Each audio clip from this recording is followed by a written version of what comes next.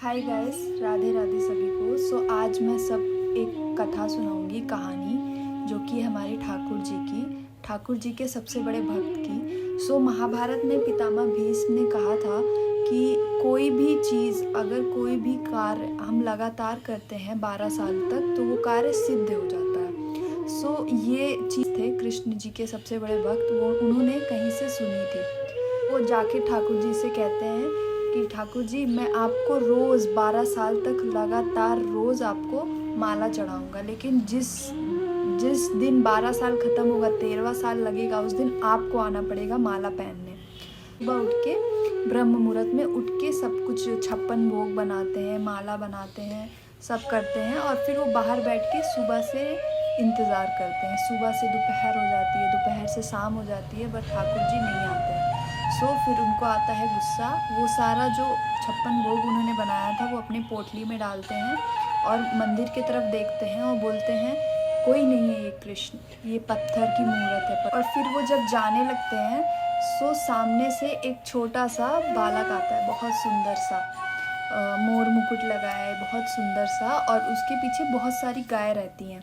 तो वो गुस्से में जा रहे होते हैं, तो वो बालक बोलता है, बाबा रुक जाओ, बहुत सारी गायें आ रही हैं, आपको ठोकर लग सकती है, बैठ जाओ थोड़ी देर।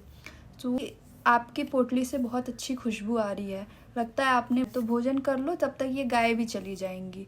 तो फिर वो बालक बोलता है, बाबा आप भी खा लो, मैंने भी सुबह से कुछ भी नहीं खाया है। वो बोलते हैं, लो तुम भी खा लो, लेकिन वो बोलता है कि देखिए मेरे हाथ में गोबर लगा है, आप भी खिला दीजिए। वो खिलाने लगते हैं, तो आँखें होती हैं वो पूरी लाल हो जाती हैं और आँखों से आंसू आने लगता है। वो बोलता है, क्या हुआ, मैं खिला तो रहा हूँ, तुम्हें भूख लगी थी तो मैं खिला रहा हूँ। तो बोलता है, वो बालक बोलता है कि आज माला नहीं पहनाओगे। तो बाबा पूछते हैं कि कौन है तू। तो बोलता है, मैं ही तो हूँ, आपका कन्हैया। और फिर बोलते हैं कि आप जब माला नहीं पहनाते हैं तो कुछ अधूरा सा लगता है। तो आज सुबह से मुझे कुछ अधूरा सा लग रहा था। बहुत सारे भक्तों ने भोजन चढ़ाया था, लेकिन मैंने नहीं खाया क्योंकि मुझे आदत तो आपके हाथ की है। इतना बोल के वो रोने लगे। रुक, मैं तेरी शिकायत अपने राधा रानी से करूँगा। तो वो जाने लगते हैं, तो आगे आगे बाबा और पीछे पीछे कन्हैया।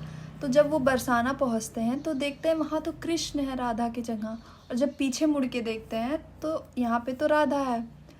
ये हमारे कान्हा जी की बहुत बड़ी, बोलते हैं ना कि नहीं आते हैं वो, टाइम लगता है पर आते। मेरे साथ ना आप विश्वास खो देते हो, आप अपना सब्र खो देते हो, वो नहीं खोना है आपको। आपको अगर विश्वास है, आप कैसे ही बोल सकते हो वो नहीं।